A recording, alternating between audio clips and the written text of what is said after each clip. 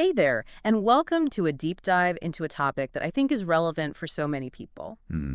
How autism presents in women. Yeah, You've asked for this one, and trust me, it's a real eye-opener, it is. especially because the understanding of autism in women is evolving so rapidly. It really is. What's fascinating is how often women with autism have been misunderstood or even completely overlooked within traditional diagnostic frameworks. Exactly. We're talking about moving beyond those outdated stereotypes and diving into the real lived experiences of women who might not even realize they fit somewhere on the spectrum. And that's so key, recognizing that there isn't one right way to experience autism. Right? Today, we'll unpack why this is autism, explore both the common and less recognized traits, and hopefully spark some of those aha moments for you along the way. Okay, so let's jump right into it.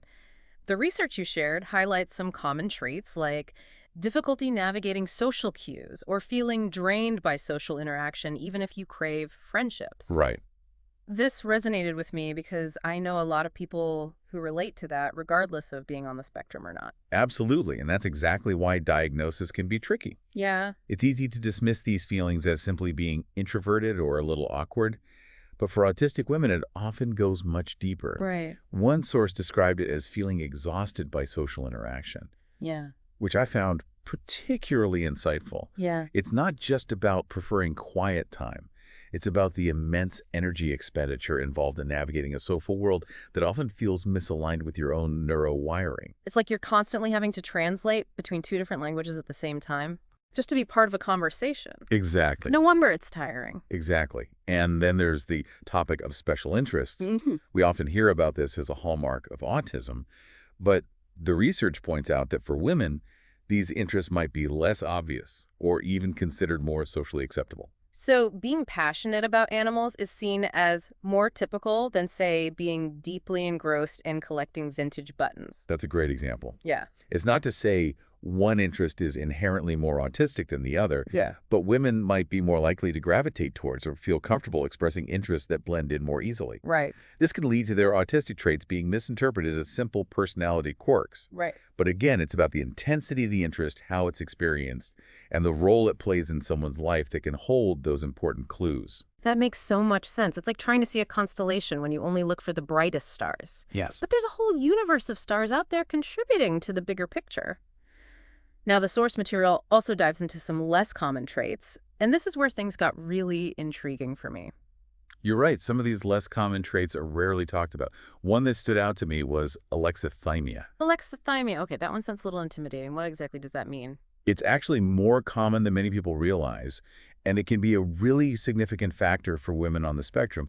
Essentially, alexithymia makes it difficult to identify and label your own emotions.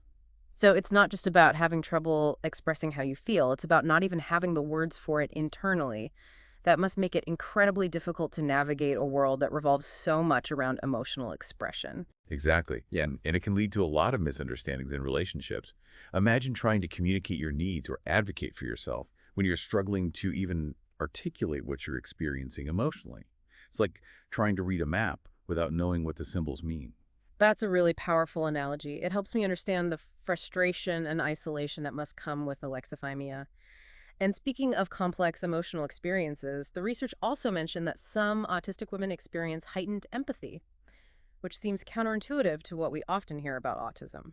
It's one of those fascinating contradictions that makes this topic so compelling. While some individuals on the spectrum might find it challenging to read social cues or understand unspoken emotional nuances, others experience empathy so intensely that they literally feel what others are feeling, sometimes to an overwhelming degree. Wow, so it's not just about a lack of empathy, it's about experiencing it differently and in some cases more intensely. And wouldn't that make those social interactions we were talking about earlier even more exhausting?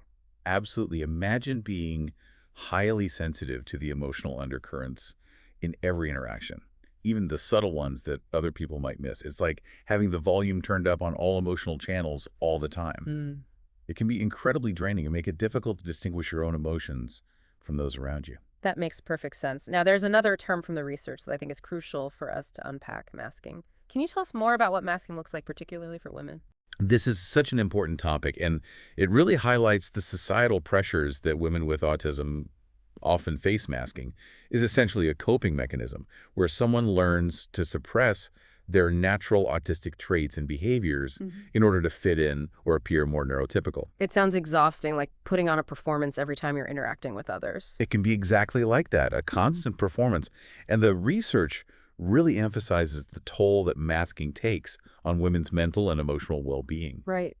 Imagine constantly monitoring yourself, Yeah. censoring your natural responses, and trying to predict what's considered appropriate behavior in every situation. Right. It's no wonder so many women describe feeling burnt out, anxious, or even depressed from the effort of maintaining this social facade. Yeah, it's like you're never truly able to relax and be yourself. Mhm. Even in your own head, you're always anticipating the next social interaction, Yeah. the next potential misstep, the next time you might need to mask your true feelings. And that's such a crucial point. Masking can be so ingrained that it becomes almost automatic, something you're doing without even realizing it. Wow. This constant pressure to conform to neurotypical expectations Mm. can lead to a disconnect from your own needs and a sense of not truly belonging anywhere. Yeah, it breaks my heart to think about someone feeling like they have to constantly hide who they are just to navigate the world. So, for anyone listening who's thinking, wow, this resonates so deeply with my own experiences, Yeah, what can they do? Where do they even begin to process this information and figure out what it means for them? that's such a valid question, and the answer is different for everyone. But the first step is simply acknowledging the validity of your own experiences.